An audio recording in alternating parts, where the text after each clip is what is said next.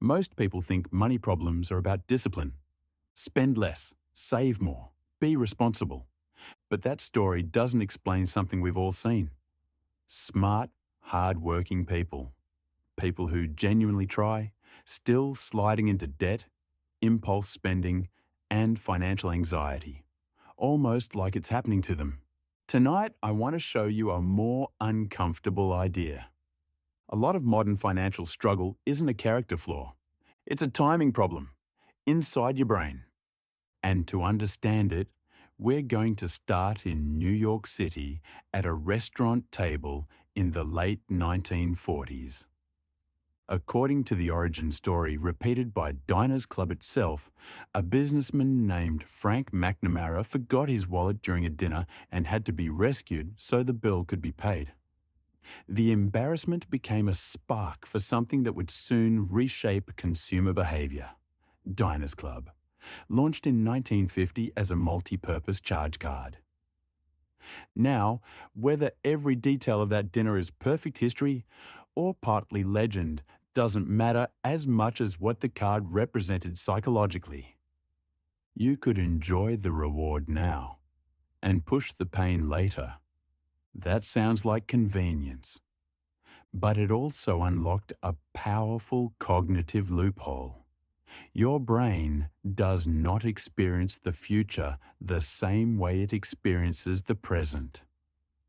And in a minute, I'll show you why that single fact quietly decides whether you build wealth or keep bleeding money in small, invisible ways. The concept is known as present bias, often modeled as hyperbolic discounting. The simple version is brutal. A reward now feels real. A reward later feels less real. A cost now hurts. A cost later feels distant, diluted, almost theoretical. So your brain discounts the future. It taxes tomorrow. That's not because you're weak. It's because your mind was engineered in a world where tomorrow was uncertain and survival was immediate. But you don't live in that world anymore. You live in a world built by people who understand present bias better than you do because they test it, measure it, and monetize it. And this is where the story gets interesting.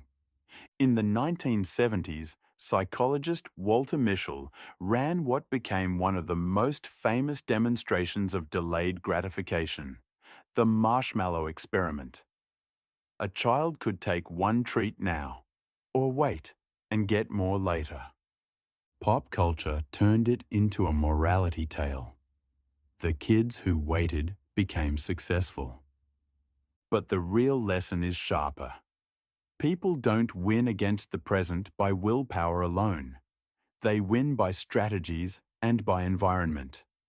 And later research with bigger, more diverse samples found smaller effects than the original story suggested, hinting that context, trust, and stability matter a lot. Here's why that matters for money. In adult life, entire industries are designed to remove the strategies that help you wait and flood you with triggers that make waiting feel impossible. So let's make this practical. If present bias is real, you should see it everywhere. And you do. You see it in 3 everyday systems that quietly drain people. System number 1. Pay later as psychological technology. When you buy something and the payment is postponed, you're not just spreading the cost. You're separating pleasure from pain. The pleasure is immediate. You get the object, the status, the relief. The pain is future. It becomes a set of smaller hits later. And future hits feel smaller because your brain discounts them. That's why installments can feel harmless, while they silently compress your future options. This is also why modern buy now, pay later products are so effective. They don't need to convince you that the purchase is wise. They only need to convince your brain that the pain is not now. System number 2. Lifestyle creep. The upgrade that doesn't feel like an upgrade. When income rises, people often imagine they'll save the difference. But what frequently happens is subtler. The new income becomes the new normal.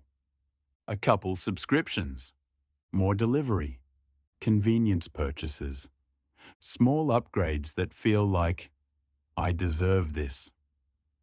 And maybe you do. But here's the trap. Lifestyle creep isn't one big decision. It's 100 micro decisions. And your brain is terrible at predicting how micro decisions compound over years. Present bias doesn't need you to make a dramatic mistake. It only needs you to leak a little, consistently. System number 3. Dopamine economics. The world training you to hate waiting. Modern life is optimized for immediate rewards. Scrolling, streaming, one-click purchases, instant entertainment, instant food. It rewires your tolerance for boredom and delay. Saving is delayed reward. Investing is delayed reward. Building skills is delayed reward. So if your environment trains you to require immediate payoff, the behaviors that create wealth start to feel unnatural. And now, I want to pause and ask a question that changes the tone of this whole video. If present bias is built in, are we doomed? No. But the solution is not try harder. The solution is to stop fighting the brain and start designing around it, exactly like the market does. In the early 2000s, two researchers, Richard Thaler and Shlomo Benazzi, proposed a program called Save More Tomorrow. The idea was elegantly simple. Instead of asking people to save more today, they commit in advance to increase savings later, often when they get future raises.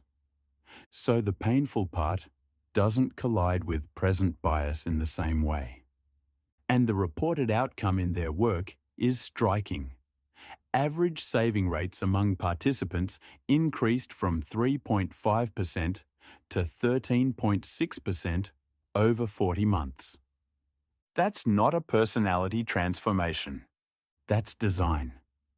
Around the same time, researchers documented something equally revealing in retirement plans. Participation is significantly higher when enrollment is automatic, and people tend to stick with default settings, even when opting out is easy. Again, design beats willpower. And this is the core message of the video. The consumer economy is designed to capture your present bias. Your financial life needs to be designed to protect you from it. So here are 4 practical moves, simple but psychologically sharp. First, make the future visible. Present bias thrives on abstraction. So stop relying on motivation. Automate what matters. Automatic transfers. Separate accounts. Anything that turns "I should save" into "it already happened."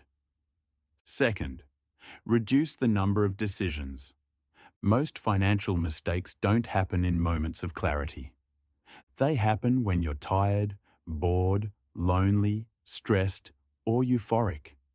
So reduce the number of choices your future self has to resist. Third, separate relief from spending. A lot of impulse buys aren't about the object.